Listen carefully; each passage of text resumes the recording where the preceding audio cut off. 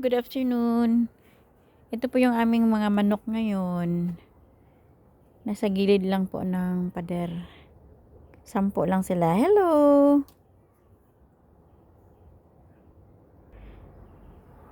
Ito naman po ang aking Malabar spinach or alugbati. Yang mataas na punong kahoy na yan po ay mulberry. Hindi pa siya namunga.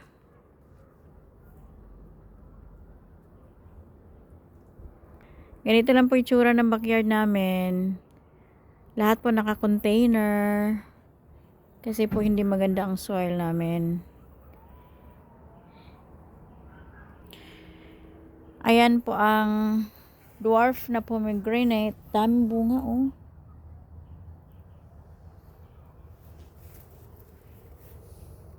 Ito ang sweet potato nasa malaking paso.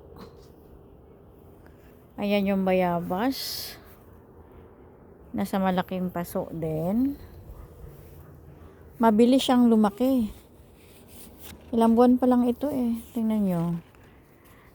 Yan. Pink ang laman ng guava na ito eh. Excited na akong mamunga. Ito po yung dahilan kung bakit nasisira yung dahon. Yan oh. Hindi ko alam. Hindi naman, wala namang mga paa. Basta nakadikit lang sila. Tapos pag pinisaan nyo, mayroon siyang katas. Yan oh. Hindi ko alam kung paano yan lumaki or paano sila, kung paano sila nandyan. Napaka hiwaga. Ito naman yung medyo malaki. Kasing taas ko lang ito. Itong guava na ito. Maliliit pa yung niya. Bunga niya maliliit pa. Mamaya punta tayo doon sa isa. Ito po yung aking kangkong. Last week lang napakaganda niyan, green na green. Dinapuan po ng mga insekto yung uod na green. Tingnan nyo oh. Tapos plus snail pa. Kinakain. Ito naman yung papaya ko sa pot. Magwi-winter na. 2 months na lang winter na. Kaya kailangan ito lagyan ng balot na plastic. Kasi namamatayan pag winter. Katulad ng aking malunggay. Ayan oh. Nag-umpisa ng manilaw. Kit. Ito yung sweet potato. Bali tinanim ko ito noong November, December, January, February, March, April. 5 buwan na to. Pwede na siyang i-harvest, pero hindi ko muna i-harvest sa sa May bago mag-winter. Next month. Ito naman ang aking upo. First time ko magtanim ng upo. Tingnan nyo po, nasa container lang siya oh. 6 lahat yan. Ang tataba nga oh. Laki ng dahon. Excited na akong matikman at makita ang bunga nito. Habang ito naman ay mint. Masarap po yan ilalagay sa gagawing tea. Ito naman ang aming nectarine. Sana huwag siyang mag-dormant. Ito naman ang aking ube. Halos sabay-sabay kong itaninim itong lahat. Kaya sabay-sabay ko ring harvest. Etong ube na to, 4 months lang, pwede na siyang i-harvest. Pero sabay-sabay ko ring i-harvest yan ngayong darating na May. Itong lemon namin, maganda yung niya oh, tubo niya. Kaso lang naninilaw na naman yung dahon oh. Kailangan ng vitamins. Ayun, may sakit pa oh.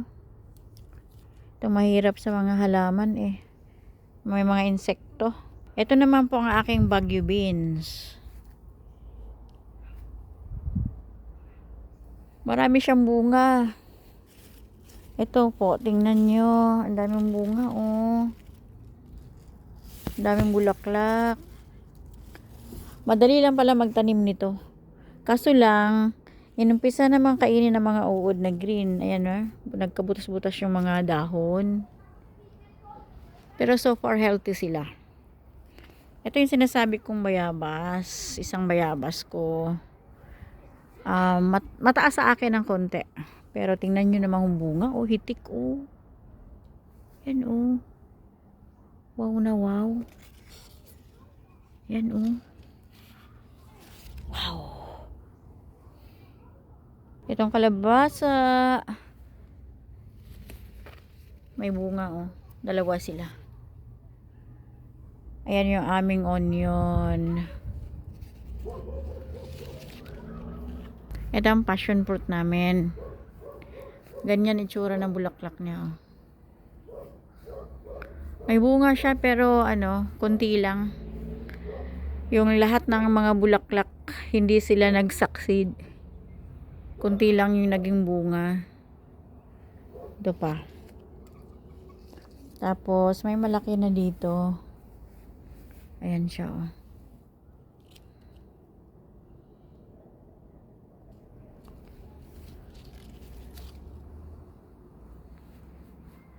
Mayroon na rin doon oh. Malapit na siyang mahinog. Tingnan nyo kung gaano karaming bulaklak oh. Lahat yan bulaklak yan. Lahat yan.